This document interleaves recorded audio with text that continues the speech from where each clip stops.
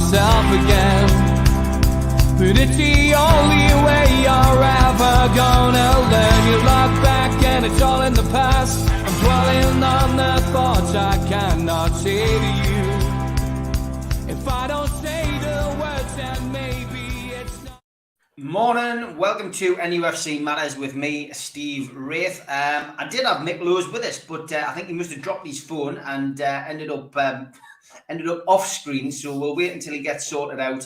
And in the meantime, I will give a big thank you and shout out to our sponsors, which is Spider Miner, worldwide coverage from the lads. Make sure you check out their website, and that is Spider Miner VPN. Obviously, from our perspective, they've been with us since the start. So give them a big follow. Well worth following the lads. The website is www.miner.spidervpn.org. It's the only cryptocurrency miner that can mine 5 different cryptocurrencies at the same time whilst using virtually no energy, and it's VPN protected by yours today. Thanks also to the lads at skipsandbins.com, telephone 0800 25 45 25 3, email inquiries at skipsandbins.com, website www.skipsandbins.com. Easy contract, free and pay-as-you-go waste collection. Thanks to the lads at L&G Family Funeral Directors, 01913897245, and to Garden of Eden Dispensary, CBD, hemp and cannabinoid specialists, www.thegohd.com. Thanks to qtechshop.co.uk, the makers of pool tables and snooker tables in Wallsend, Newcastle, and the guys who run our website, NUFCmatters.com. And thanks to ClearKai, meet the new game over screen, drop into a ClearRun device near you, available at Apple Store, Google Play, and ClearRun.games. Thanks to Media Arts for all help with the video side of things. If you want to subscribe, hit the Newcastle Legends logo in the bottom right hand corner. You can subscribe for free. We still do 7 shows a week, even through the close season. Hit the thumb up to like the video, click share to share your social media, and drop into the comments box to speak to like-minded Newcastle fans. We're also available as a podcast on iTunes, Spotify, and the rest. Usually goes up 24 hours after the show has finished. If you want to become a member, click join underneath the YouTube channel video now. Easy to do. Or if you want to go into the prize draw for a season ticket or a cash equivalent of £1,000, then go to NUFCmatters.com. You will get a cup, a pen, a scarf, and a membership card from the membership pack. Or you can put your phone over the QR code. It takes you straight there. Don't forget, if you're a subscriber, you get a free car sticker. Just email John at NUFCmatters.com. And we still collect for the food bank throughout the year via NUFC fans, foodbank.co.uk. The matchday bucket is up and around 365 days of the year, so please give it a visit. The Mick and Andy Griffin talking is starting to sell well now. Friday the 24th of June, doors 7 o'clock, tickets £12 or £15. It's at Shearer's Bar. Get yourself to NUFCmatters.com to get your tickets today. Do not miss out. And Andy will be joining us a little bit later on the show. Just have a quick chat, looking ahead to his visit again to Tyneside. And don't forget, Shearer Ball is still up for grabs, $2.99 a ticket. Enter now at NUFCmatters.com. It's a lovely ball, well worth $2.99.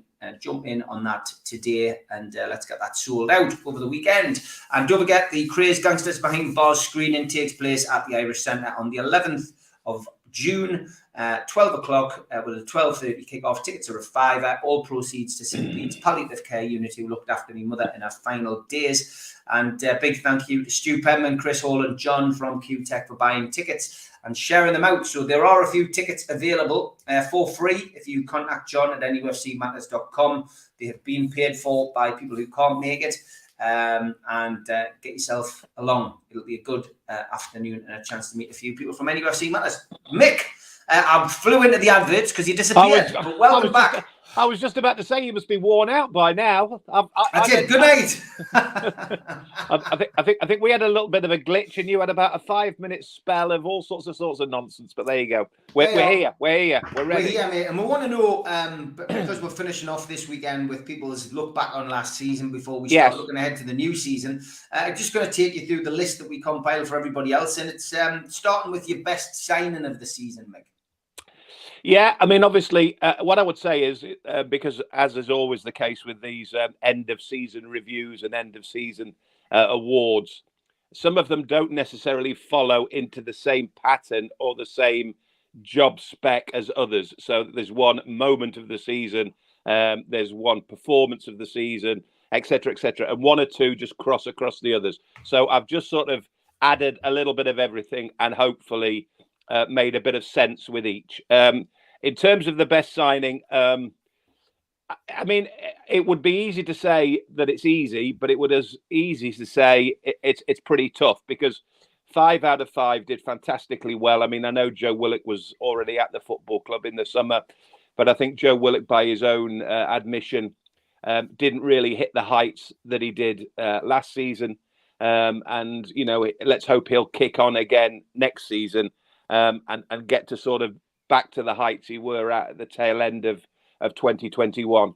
But of the 5 that moved into town on January, I think special mention to Dan Burn, absolutely special mention to Dan Burn, because I was, for one, who said I'm not entirely sure how good is the lad at, not necessarily at a club like Newcastle United, because, you know, he was at a club, Brighton and Hove Albion, who finished 2 places better off than Newcastle at the end of the season. So that would be a little bit detrimental to Brighton and Hove Albion. But because it was a real fix for Newcastle January, was he good enough to add to the pressure of Newcastle? And he was outstanding. Same applies to Matt Targett. My worry with Matt Targett is, as we keep saying, I'm just not entirely sure that he will end up as a Newcastle United player next season. Kieran Trippier is obviously a major bonus, because we know what Kieran Trippier comes about, but he just didn't really play in enough games during the end of the season. And Chris Wood, who did fantastically well in terms of his application, in terms of his determination, in terms of his work rate, but he only chipped in with a couple of goals. So that leaves with really my only guarantee for our best signing.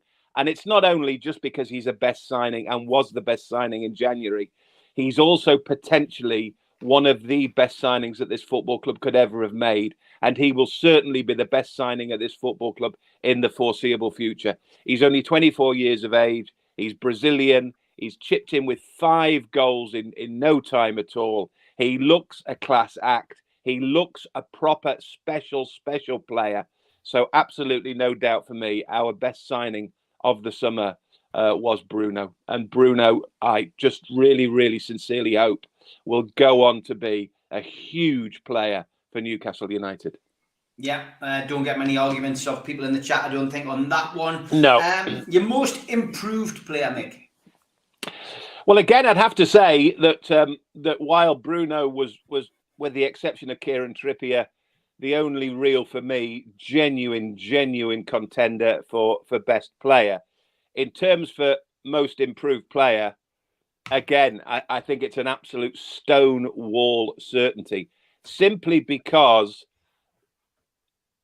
it's. I mean, the word metamorphosis comes to mind. If you picked up a dictionary now and looked up the word metamorphosis, it basically talks about a completely change of life to any form of nature. And that's exactly what Joe Linton has been this season. I mean, I'm sure plenty of others listening today, watching today, just who've been known enough of one another for the last 2 years or so, just gave up on him. I mean, I just thought he was hopeless. I really genuinely thought he was the worst for 40 million, pound for pound, the worst footballer I'd seen at Newcastle United. And I have absolutely no qualms about saying that. But the attitude and the way that this kid has turned himself around with the help of Eddie Howe.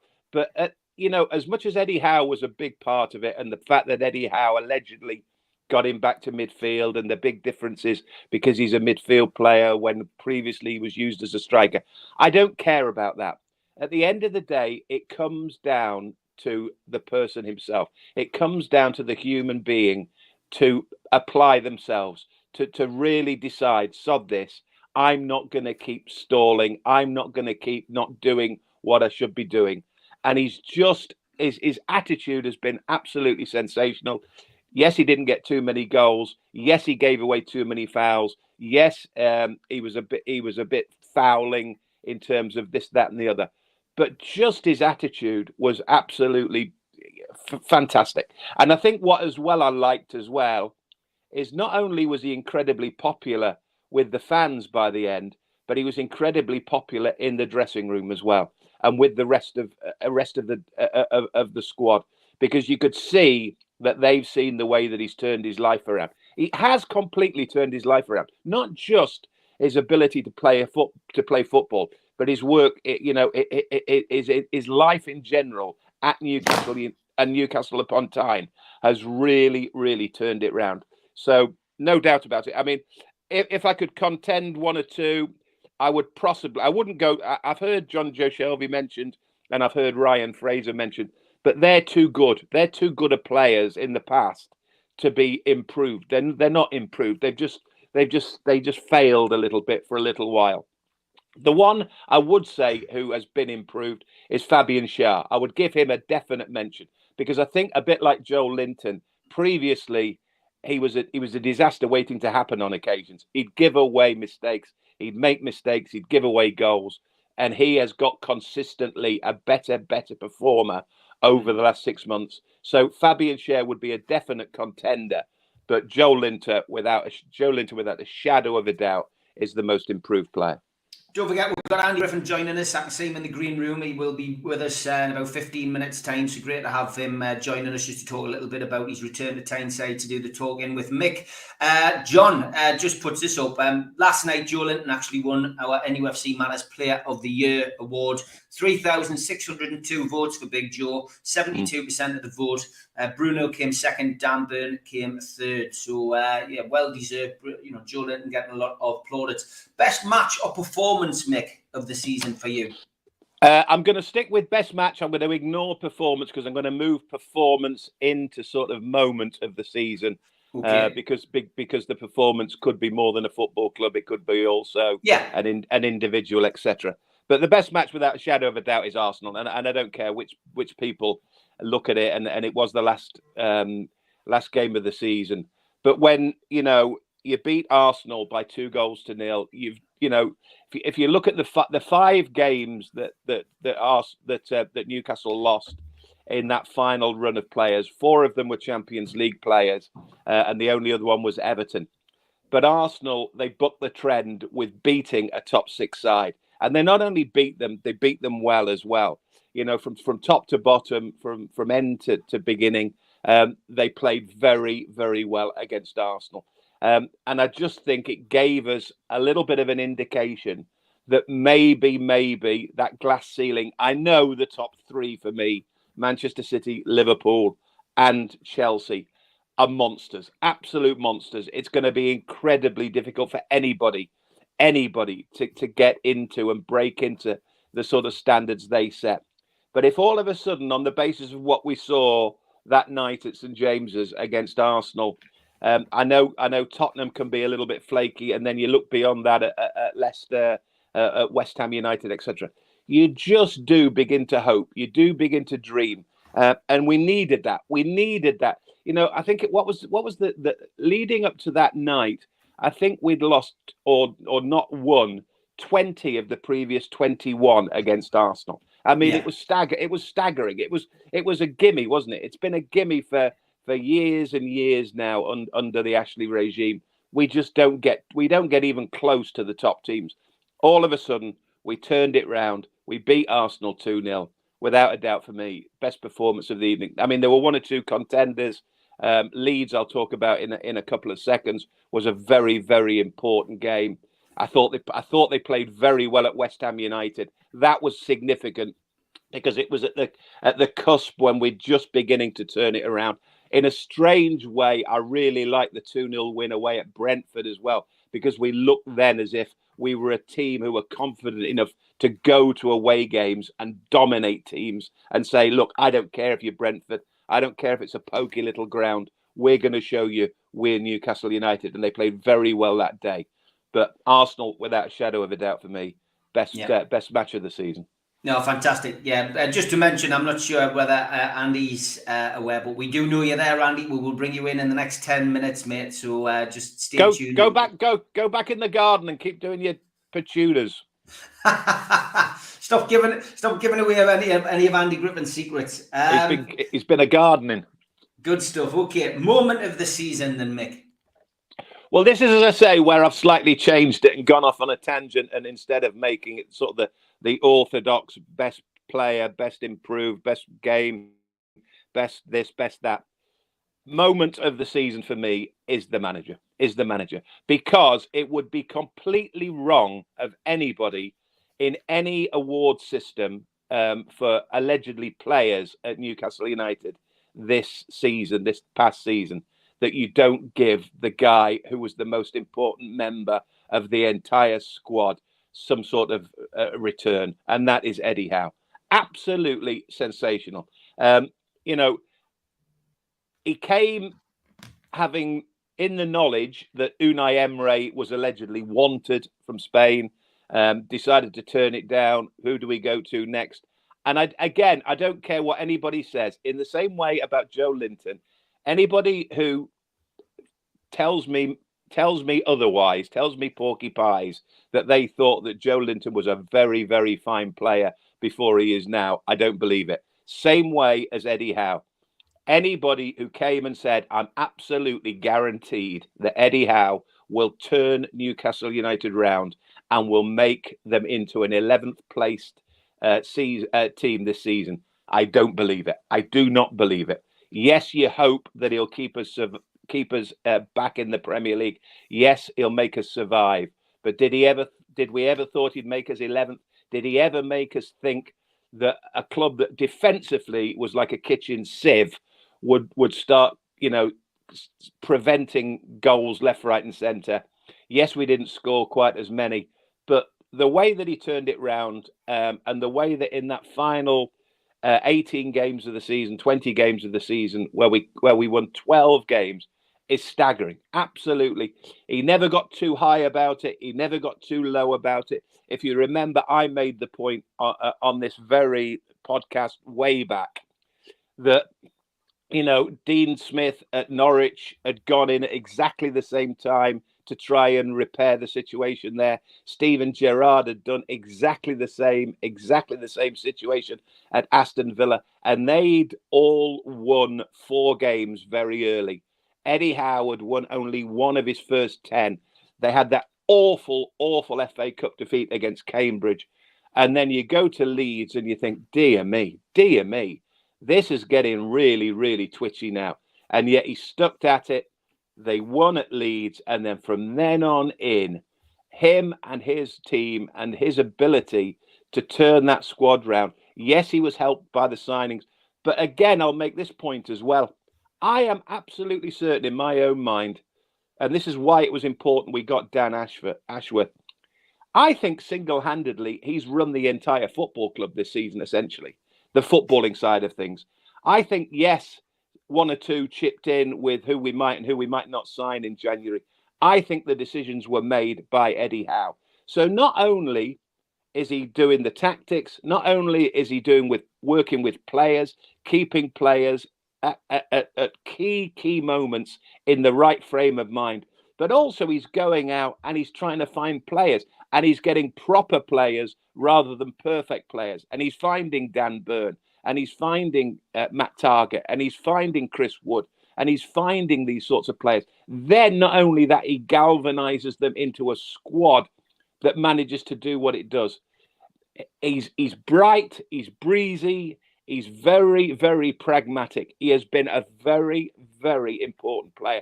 For me, the most important player this season. So my moment of the season, without a shadow of a doubt, is Eddie Howe. And I heard a rumour this week that they were going to give him an extended contract. I know, and Griff will tell you later, contracts mean nothing.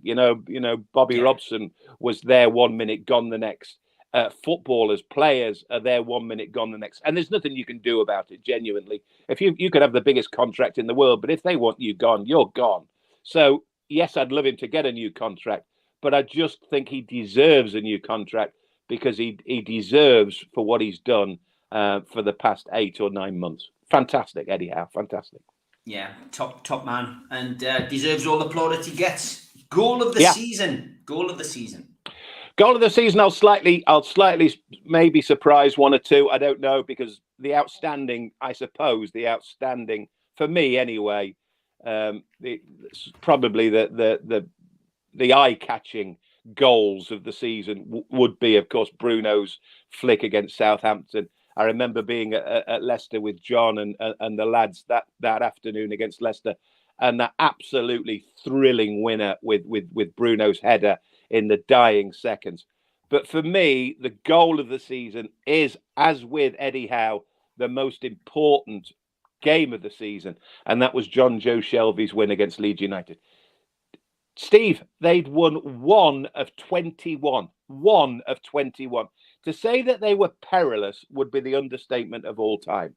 They were absolutely climbing with quicksand. They were just desperately trying to find a win from somewhere, trying to find a bit of momentum, trying to find a bit of confidence from somewhere. And yes, it was a spawny goal. Yes, won't be the best free kick that John Joe Shelby will ever score in his life, but it will be, for me, the most important goal he's ever scored at Newcastle United, and the most important goal this season. So John Joe Shelby, for me, single-handedly, goal of the season. That afternoon at Elland Road turned it round almost, I know with hindsight, with one fell swoop.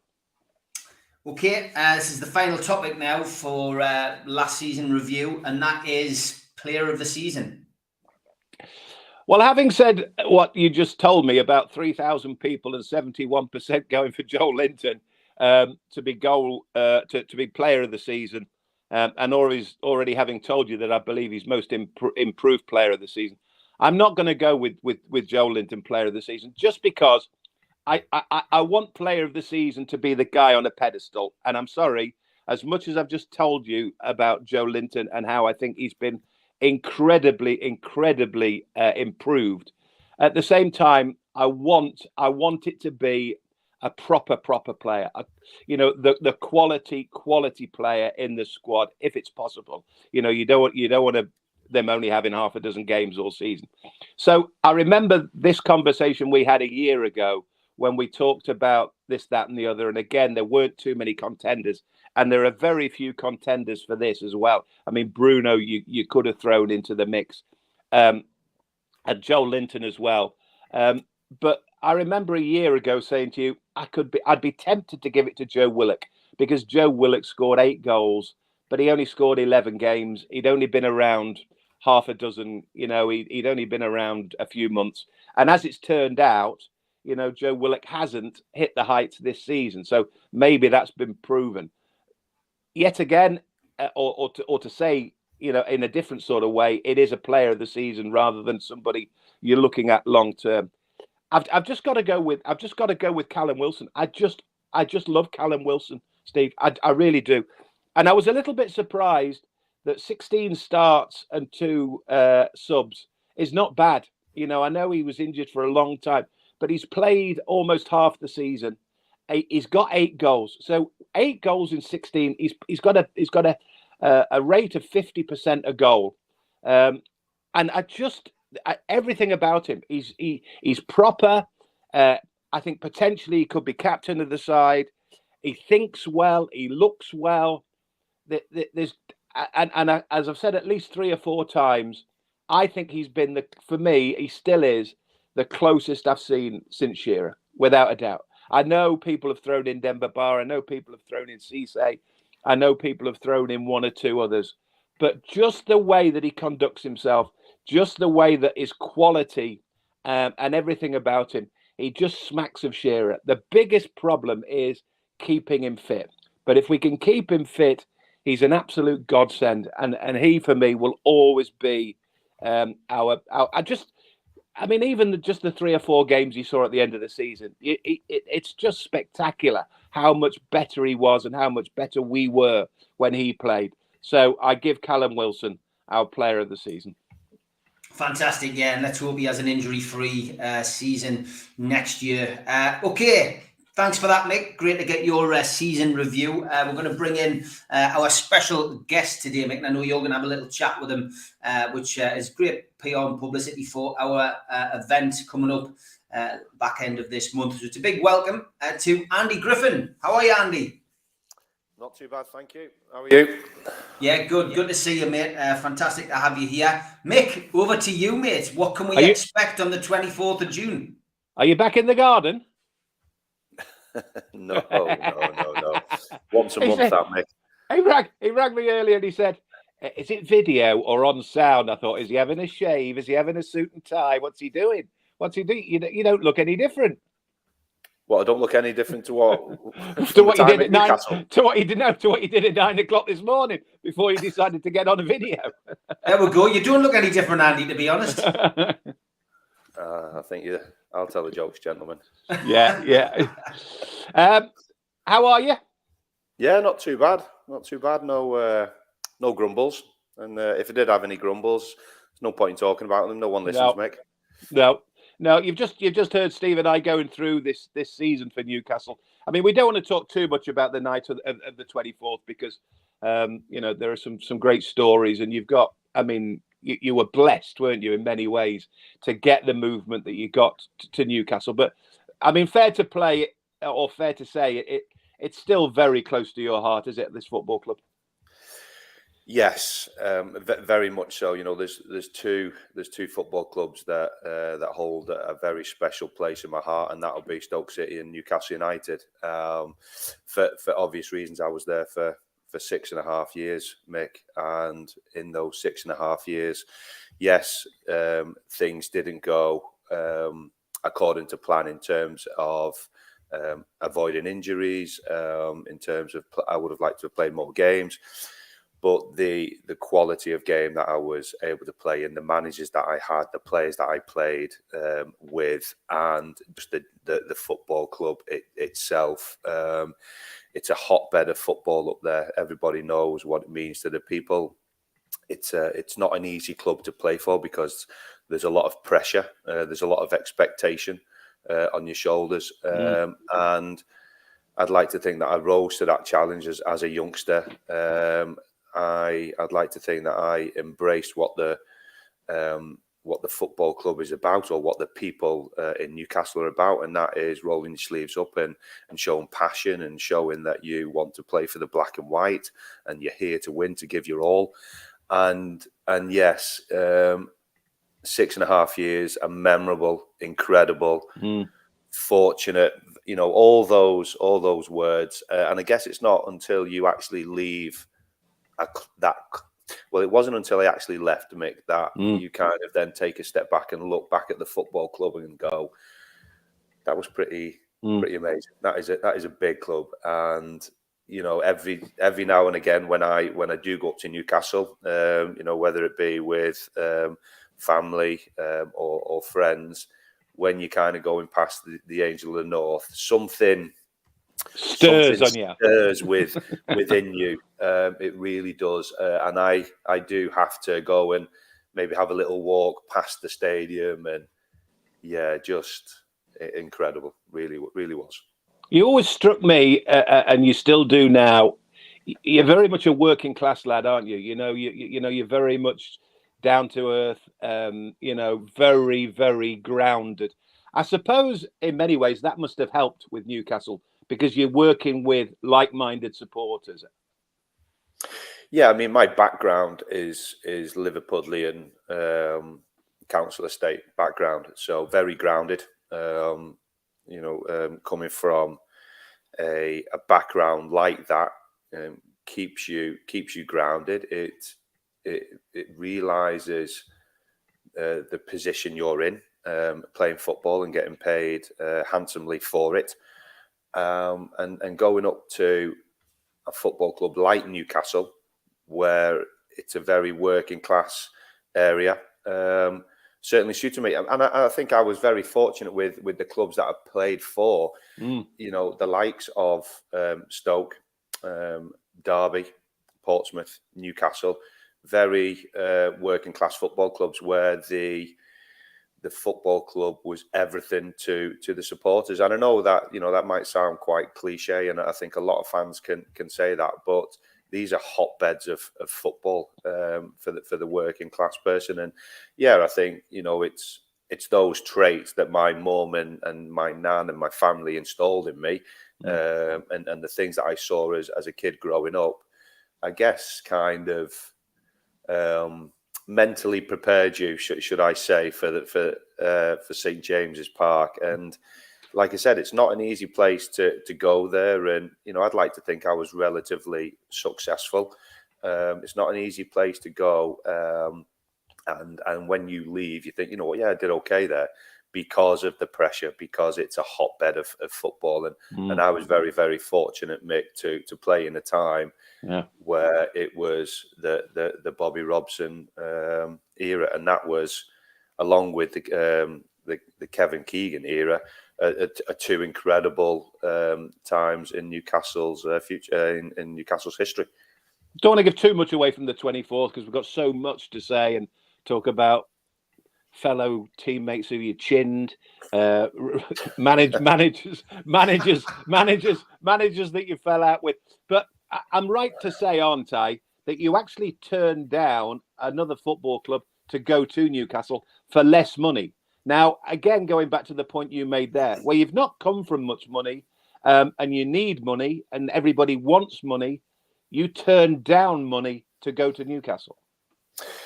Yeah, there was an offer from another football club. Let's say them, shall we? Leicester, isn't it? Yes, yeah, it was Leicester, and the football and Leicester. I think there was a bigger offer on the table for Stoke and for myself. But at that time, Mick, you was never going to go to Leicester. I think any young player with the right mind would always choose Newcastle. Maybe some other players might have thought, right, well, actually, maybe Newcastle at the time is a step too far. Maybe I need to kind of use Leicester as a bit of a stepping stone to then maybe go on to a football club of the size of Newcastle, because Newcastle at that time were a top 4 club. They were a Champions League football club, and I was. You were a baby, weren't you? Yes, yeah. I mean, I could look after myself even at that age, Mick. Don't worry. I didn't think baby a softie. I meant just baby in age. Yeah, baby in age. Obviously, not really a lot of life experience. But I just thought there's no way. Alan Shearer's there, Kenny Dalglish the manager. It's Newcastle United. And I remember Newcastle United coming playing down at Stoke City when Keegan was the manager, and they had Ginola there and Beardsley. And they walked through, and they were almost like godlike people.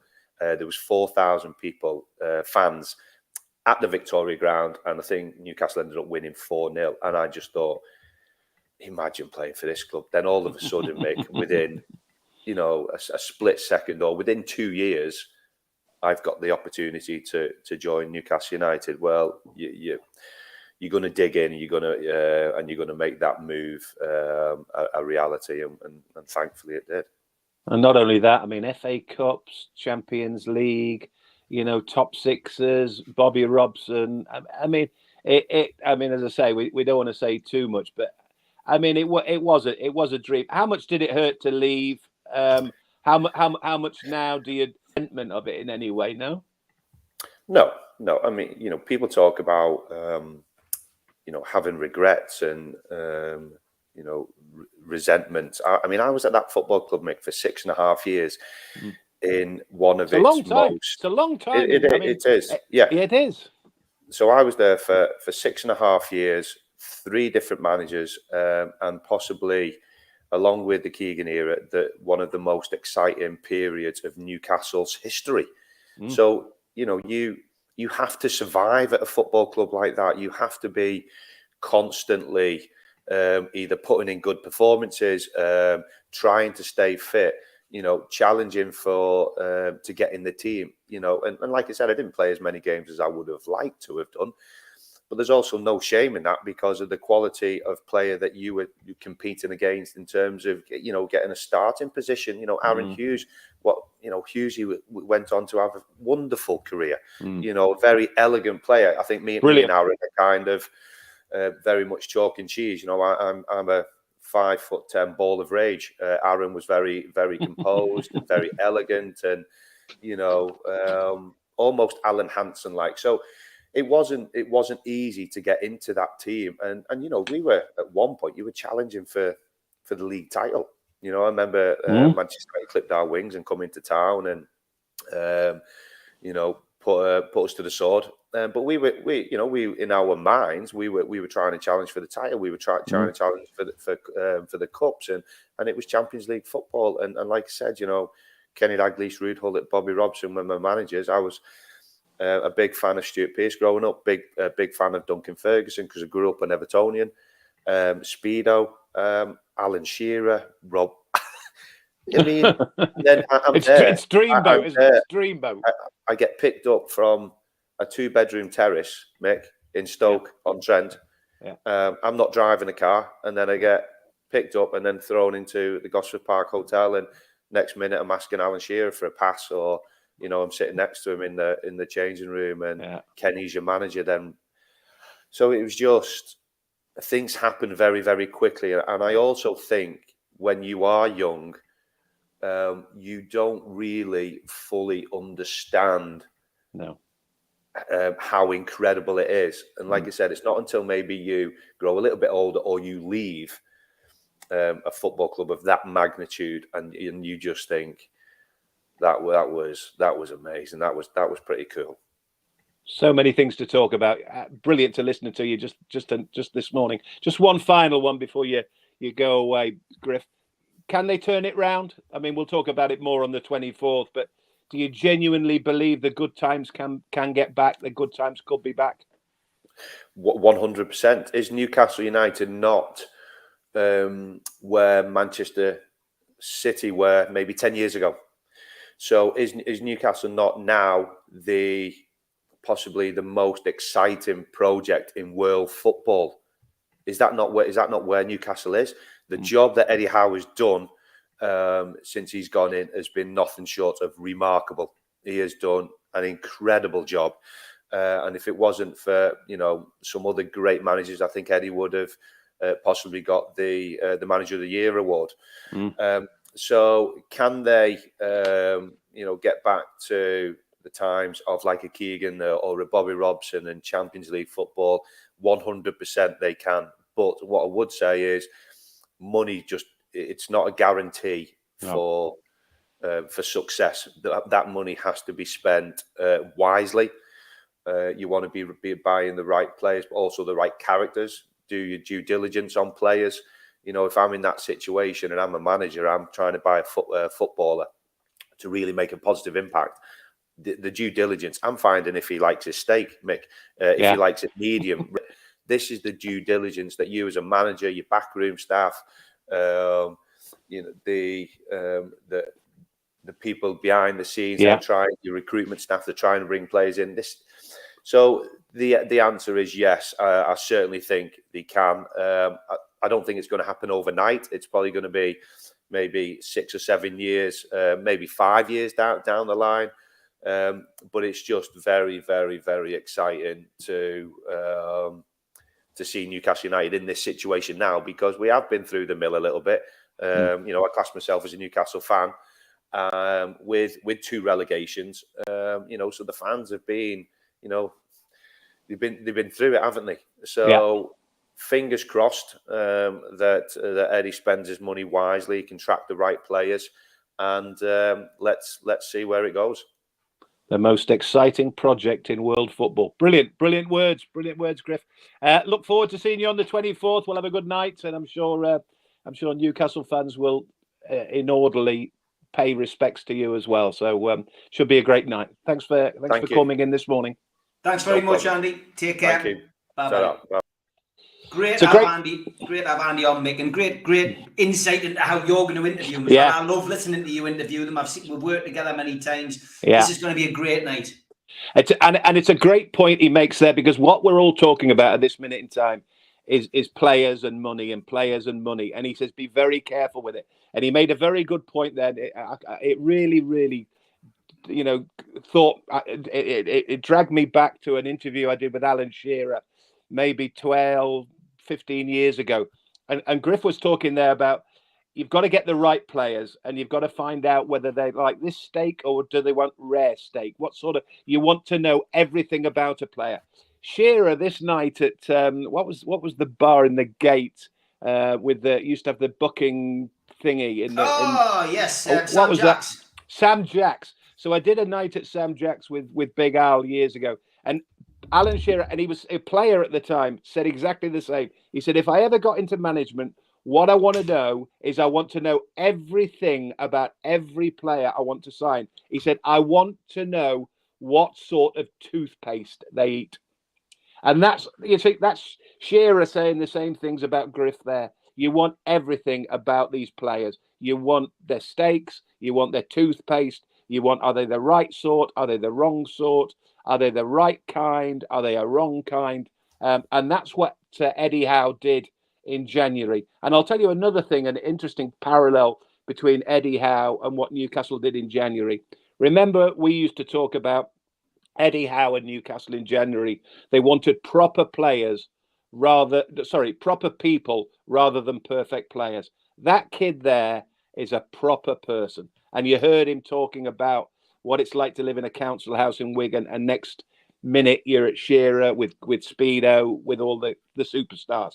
He's a proper kid as well. So yeah, it'll be a fantastic night. I mean, and some of the stories are, he's no shrinking violet either, and he could not only hit somebody in terms of a tackle, he can hit somebody as well. So yeah, real good character.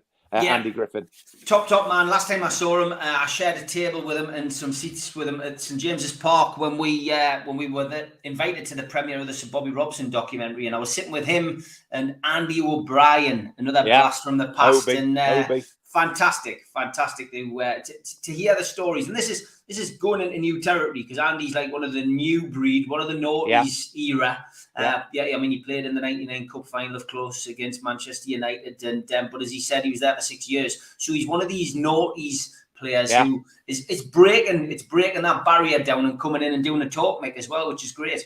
And I also loved as well the fact that he talked there about Aaron Hughes. And if you remember, when you asked me to do that Newcastle United best 11, I put Aaron Hughes in as one of the 3 subs, because I had to put somebody in who I thought, for every player and every department he played in, and the way that he conducted himself, I had to put him in. And I nearly at right back put Griffin as well. That's how good he was. For 6 years, he got some bad injuries. And he was an 18-year-old as a kid. He was an England under-21 international, but he was a proper player.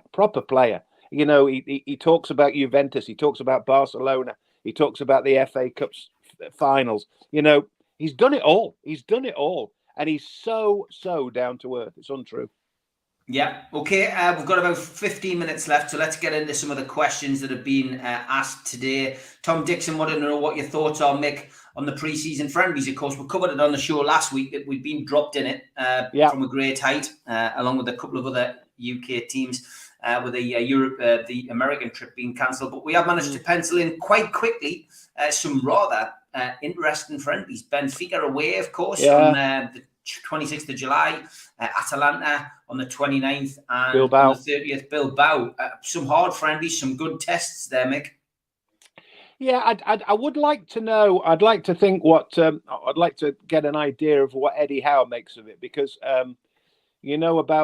pre-season isn't just about looking 11 here and 11 there and moving this player into that position. There also has to be the grind as well. There has to be the physical side of things. So Ohio away, I'm sure there were 2 or 3 matches involved, but also there would have been day to day, in and out, working, physicality, getting players ready for the season. So it's all well and good us saying, yeah, and I agree with you totally. It's fantastic to go to Benfica, a couple of home games against Bilbao and Atalanta.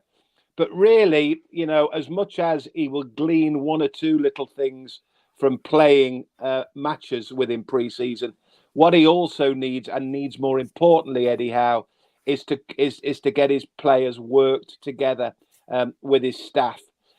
So I'd be quite interested to know what they're going to do about that. I mean, I would have thought they're going to go somewhere. They could potentially go to the Middle East. They could have gone to Scandinavia, where once upon they could go anywhere. But I would be very surprised if they don't go away to some sort of training camp of some description, because they need to lock themselves away They need to get themselves worked at a standard. Yes, they will play the games, but they will need a training camp. So I think sooner or rather than later, you will find that Newcastle will announce some sort of training camp that Eddie Howe was looking forward to for Ohio, but sadly has been passed by. Ireland's always a good option. Always been getting across to Ireland. Yeah, I mean we've done that before, and interestingly, I remember as well. I mean, I heard the lads on the Amigo last night. I heard Mitch talking about the tournaments, pre-season tournaments that he's seen in the past at Barcelona. I mean, I can remember famously the 4-team tournament with Dalglish that we played against. We played in Dublin. That I think it was over a Friday night and a Saturday afternoon as well, or Saturday and Sunday. It was over 2 days. I can't remember who the teams were. One of the teams was Irish. I think one of the teams was somebody like, I don't know, PSV. But this is something that we have done in the past, Newcastle. So 4-team tournaments, other than being in places like America or places in Australia or places in the Middle East. So we have done Ireland. We've done Ireland also in that, what was that famous house hotels, Canford, or I can't remember the name of the place. 3 or 4 seasons we played out there for a training camp. But we also played a 4-team tournament in Dublin as well. So Ireland is an option, definitely. Yeah, definitely is. Okay, this is an interesting question from Paul Oxley. He says, Mick, do you think Eddie will be under pressure if he doesn't win in the first 6 games? Do you think the knives will be out for him? I'm not sure that the knives will be out, Steve and Paul, but it's like, as I've just said, just prior to we talked to Griff, when I mentioned about contracts and getting Eddie Howe with a new contract and how he deserves a new contract, they're not worth it. They're not worth a penny. They're not worth a penny. If you're not doing the business, and Eddie Howe knows that, everybody knows it. Steve Bruce knew it. Players know it. If you're not delivering, if you're not doing the business, you're going to get under pressure. And in many ways, after a while, you probably don't want to do it. You probably hold your hand up and say, well, I can't do it. So as much as, and I've said this 3 or 4 times in the last 2 or 3 months, Eddie Howe has had an absolutely sensational second half to the finish. But he knows just as well as we all know. I mean, there's a case in point for you, Steve. We touched upon him about 25 minutes ago when I said to you about who's our player of the season. And I said this time last season, I was toying with the idea of Joe Willock.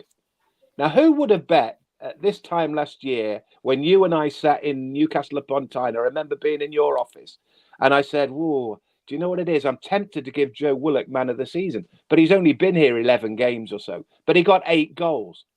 But look at that. A year later, Joe Willock's struggling.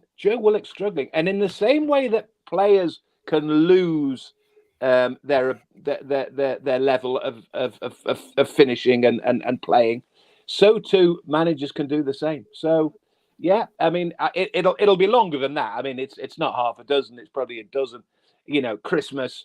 But let's not worry about that at this minute in time. Let's be more positive about who we pick up during the summer, how we improve the squad, how we get the squad better. But in a roundabout way, what I would say is it's a measure of the fact that how Eddie Howe will be thinking that not only will he avert the danger of it turning back to the way it was, he'll need first and foremost to make sure his team continue playing the way. He won't worry about are we 3rd and 4th after 6 months. He'd be more concerned about are we still 11, 12 and 13 in the table. He just wants to keep it consistent. He just wants to keep it as Bobby Robson did, as I mentioned 2 weeks ago. Bobby Robson managed to get an 11th finish, 2 better off than Ruud Gullit. Andy Griffin was there. The following season, he didn't do any better again. He went 11th again. Then he went 4th. You need to take it slowly. So Eddie Howe won't expect anybody to pull up trees in the first half of next season. He'll just settle it down again. Big links this week with Ekitike. My go-to be honest, is Craig Hope on transfer matters. I do tend to follow him quite avidly. And yeah, he started off the week quite positive. A little bit reticent during the week, but seems to be back on full kill at the back end of the week about him. I mean, it looks as if that could be, a done deal. Is that something you'd be happy with, Mick? It's a striker, it's a young striker. The experience is the only thing that people would look at and say, bit of a concern. That is he going to hit the ground running? You've just said it. And all I can add to that is I've no idea. I've no idea who he is. I've no idea what he's done. And again, going back to what I said earlier, anybody who tells you that they know better, they're telling untruths, because nobody really knows. And I made a very prominent point about a month ago, Steve, when I talked about the 5 players in January. We got 4 absolute certainties, 4 absolutely brilliant signings, and we got in Chris Woods probably a 50%er, somebody who did well enough but probably just didn't hit the heights. So we had essentially 4.5 out of 5 to finish all 5 of those as top players in January. You never do it. I think I mentioned at the time about a 30% record is about what most players, most football clubs deal at. So if they sign 5 good uns or think they signed 5 good uns, you'll probably find somewhere about 2.5 will be right. So Ekitike, he's as raw as an egg. I mean, think about John Dahl Thomason back in the day. Similar sort of situation. Absolutely unknown. Dalglish brought him. Dalglish thought he was fantastic. He had an absolute nightmare one-on-one at St. James's on his debut. He never, ever, ever lived a life after that. And then he went on to be an AC Milan player and a very good player. So youngsters is the real peril. Youngsters is the one that you have to be very careful with. So you just have to hope that if they get Ekitike, that Eddie Howe's looked after him, that they've looked after him, that they know enough of him that I personally don't know enough. But God willing, the kid'll have a great career. But it is, I would say, just at what I look at, I'd say that's a gamble. Yeah. Stephen, Mick, if only one player can come in from all those linked, who would you desire? Oh, God. We've been linked with a few. I went through, I'll show them here. Where is it? See that's a list of all the players, and they've got a star for a question mark, a star from a definite. And I've gone through all the different areas. And the one that worries me, either out, in, or question, in all the different positions, the one that worries to me is that I've only got 2 centre halves in there. I've got Lascelles, Fernandez, Kieran Clark, all gone. And then all of a sudden, I only found Dan Burn and Fabian Schär ready to stay. So I'm thinking, hang on, we need more than that. So I think if you said to me, if you could have one absolute nailed-on certainty, if you could have a summer equivalent of Bruno in January, an established international player who will play 35-plus games and will be top quality, I would want a centre-back. And Botman, I like the look of Botman. So I think and there's a big question mark against it because he's at AC Milan. They might still want him. Other teams might want him. But at this minute in time, if going back to the question, did I want somebody? I might even want the centre back more than the centre forward. But it's a toss up between the two. But the centre back is very important for me. Yeah, me too. I think it needs to be addressed. The goal scorer at centre half. I mean, but being linked with that many names, it's really. And we will be, Steve. There's no point. We'll just end up scratching our heads and it doesn't matter if you want somebody. It doesn't matter if you want the money from them. It doesn't matter if you think you can get them. There's all sorts. That's why Ashworth was hugely important. All that nonsense that was driving me mad last season about what's he doing in his garden? Why is he still in his garden? Then you hear he's going in November. I almost at one point nearly said in here, if he's not going to be around until November, get rid of it. Get another director of football because Eddie Howe needs help. Eddie Howe and the football club need a proper director of football, sporting development, call it what you will. But fortunately, it looks like Dan Ashworth will be here, so Dan Ashworth can help out with people like Eddie Howe, and hopefully help with signings and help with acquisition of players. I did give it a mention last night, Mick. I'm just going to mention it because I know you had dealings with him in the past. James Milner, recognised in the Queen's Honours list. You got an MBE, mate, and I just did a little tribute to him last night because ultimately the guy was a great servant in Newcastle. Fantastic, absolutely fantastic. And again, we've just talked about Andy Griffin there. We talked about Aaron Hughes there. He was probably, James Milner, the next level up. I mean, you wouldn't say he was a world beater, but you would certainly say he was not far off it at all. But his attitude was fantastic. Absolutely, he was a quiet, really quiet lad, James Milner, but he did fantastically well at Newcastle, and was a really good servant and a top player. I mean, he was already at Leeds. I think at the time, if I serve correctly, I think he was the youngest Premier League debutant at one stage in the entire Premier League. We signed him. We got him. He was just a really good lad. And I watch him for Liverpool, and I just think Klopp must think, I am so blessed to have him. I mean, Henderson does pretty well as well, but Milner has been an outstanding player, and his attitude is fantastic. I mean, I saw the interview he made with The Athletic with Shearer, and Shearer would love him, and they're like peas in a pod. So if the likes of Alan Shearer played, due respect to somebody like James Milner, James Milner is a proper player.